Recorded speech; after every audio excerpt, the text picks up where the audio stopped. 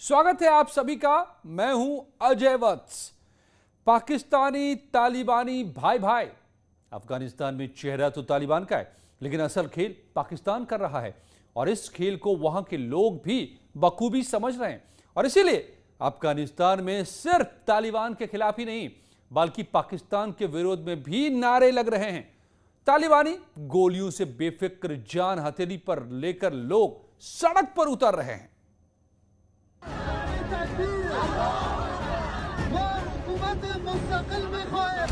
काबुल में पाकिस्तान का विरोध।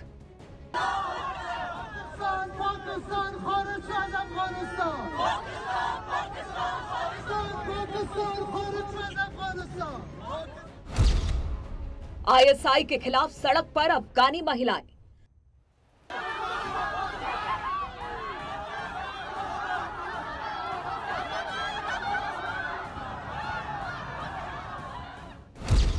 काबुल से तेहरान तक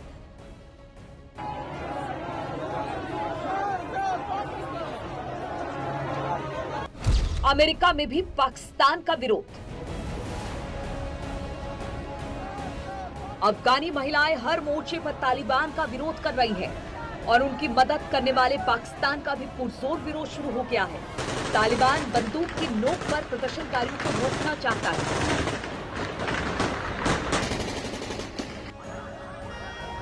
तालिबान सोचता है कि मारपीट कर अफगानी लोगों को घरों में बंद कर देगा, लेकिन अब बड़ी संख्या में लोग सड़क पर हैं और पाकिस्तान को अफगानिस्तान छोड़ने के लिए कह रहे हैं।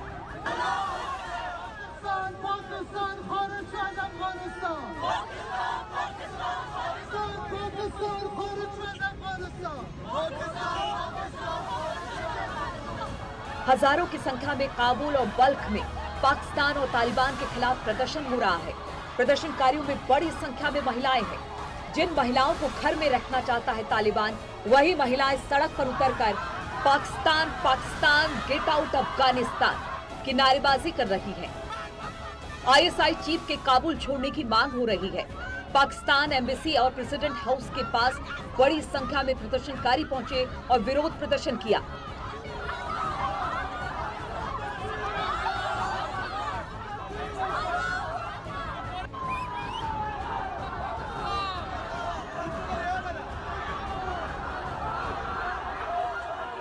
अमेरिका में रह रहे अफगान नागरिकों ने नेशनल रेसिस्टेंस फोर्स के समर्थन में अमेरिकी संसद के बाहर प्रदर्शन किया। इसी तरह तेहरान में भी बड़ी संख्या में लोग एकजुट होकर अपनी लड़ाई लड़ रहे हैं। एक ओर तालिबान सरकार बनाने में जुटा है, तो दूसरी ओर विरोध प्रदर्शन का सामना उसे करना पड़ रहा है और तीसरी ओर पंजशीर में लड़ाई जारी है। इस बीच खबर ये है कि तालिबानी सरकार में मुल्ला मोहम्मद हसन अखुंद को राष्ट्र प्रमुख बनाया जा सकता है।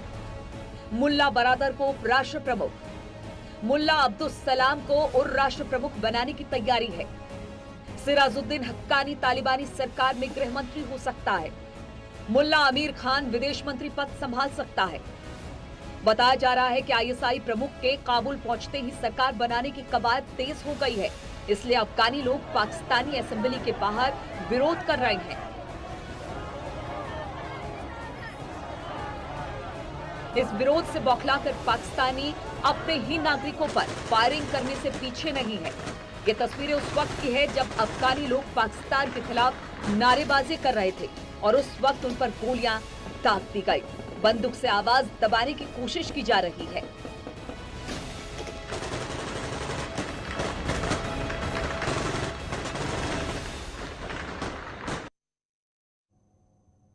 जी हां, ये गोलियों की तड़तड़ाहट लोगों की आवाज के खिलाफ थी।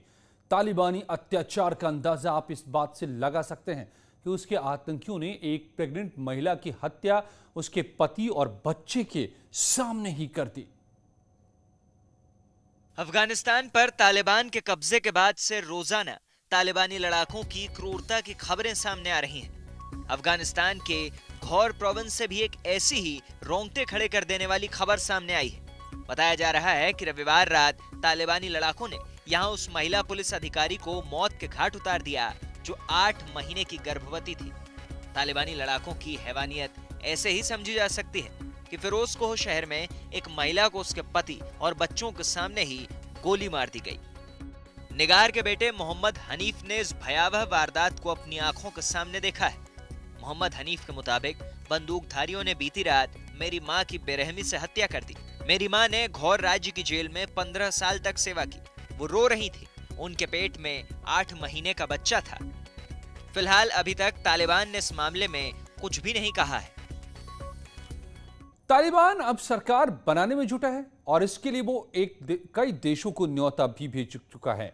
अपना दबदबा बनाने के लिए तालिबान उन देशों को ताजपोशी के वक्त बुलाना चाहता है जो आर्थिक मदद के साथ साथ दुनिया में उसकी छवि बनाए। अफगानिस्तान पर पूरी तरह कब्जा करने के दावे के बाद तालिबान वहां अपनी सरकार बनाने की तैयारी में जुट गया है। उसने 6 देशों को अपनी नई सरकार की ताजपोशी में शामिल होने के लिए न्योता भी भेज दिया है। तुर्की, चीन, रूस, ईरान, पाकिस्तान और कतर। ये वो देश हैं जिन्हें तालिबान अपनी जीत का गवाह बनाना चाहता है। ये वो देश हैं जिन्हें तालिबान अपना दोस्त समझता है। ये वो देश हैं जिन्होंने तालिबान का अफगानिस्तान में जारी जंग के दौरान समर्थन किया था। First of all, hopefully our relationship with all our neighbors will be a very good and sound and strong relationship. We want Afghanistan to take advantage of their economical and financial growth as well. Their cooperation is vital for survival of Afghanistan, and for this reason, China should cooperate with Afghans. Taliban सिर्फ दोस्ती निभाने के लिए इन 6 देशों को अपने साथ नहीं जोड़ रहा है, बल्कि इसके पीछे उसका मकसद भी साफ है। पाकिस्तान तो हमेशा से ही तालिबान का मददगार रहा है, लेकिन चीन के जरिए तालिबान अपने आर्थिक हालात सुधारना चाहता है। रूस के जरिए तालिबान उज़्बेकिस्तान और तजाकिस्तान में अपने विरोधियों को साधने की कोशिश कर रहा है।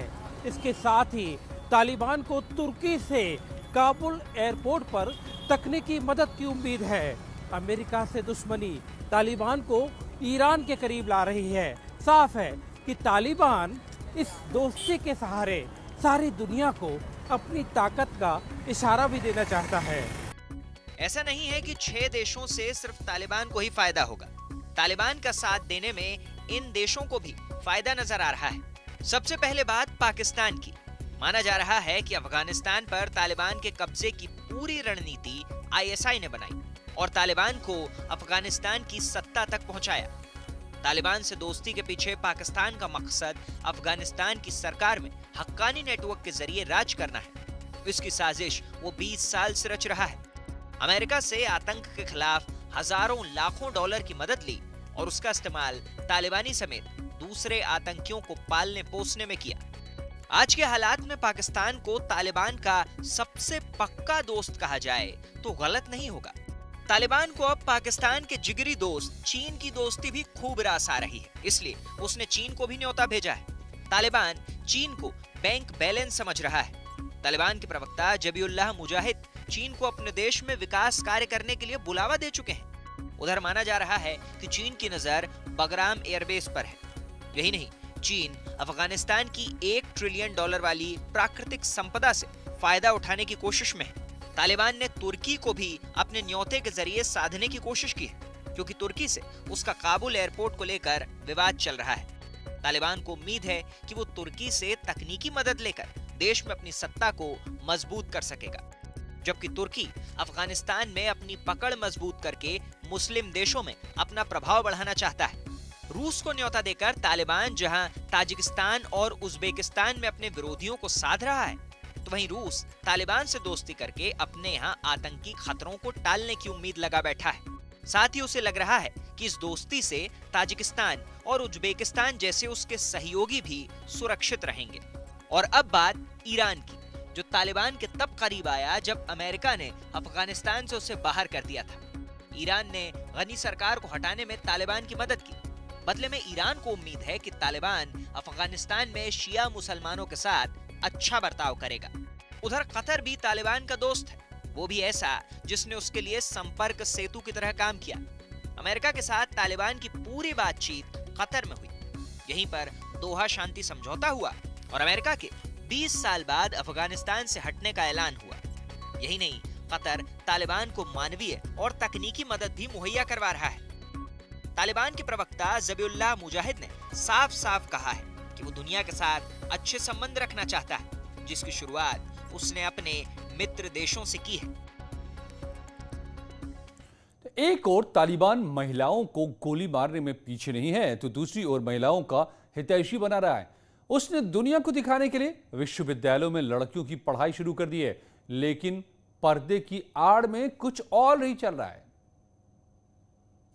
सिर से लेकर पांव तक ढकी ये तालिबान के कब्जे वाले अफगानिस्तान की सबसे ताजा हकीकत है। यहाँ किसी भी महिला का बेहिजाब निकलना गुनाहे अजीम है, संगीनों का पहरा है और अफगानिस्तान में हर जगह तालिबान का परचम फहरा रहा है। पंजशीर के हिस्सों में संघर्ष की खबरों को अगर छोड़ दें तो समूचे अफगानिस्तान में इस वक्त तालिबान का ही सिक्का चल रहा है। तालिबान के कब्जे के बाद काबुल एक ऐसा शहर जैसा दिखता है जहां जिंदगी आकर ठहर सी गई है।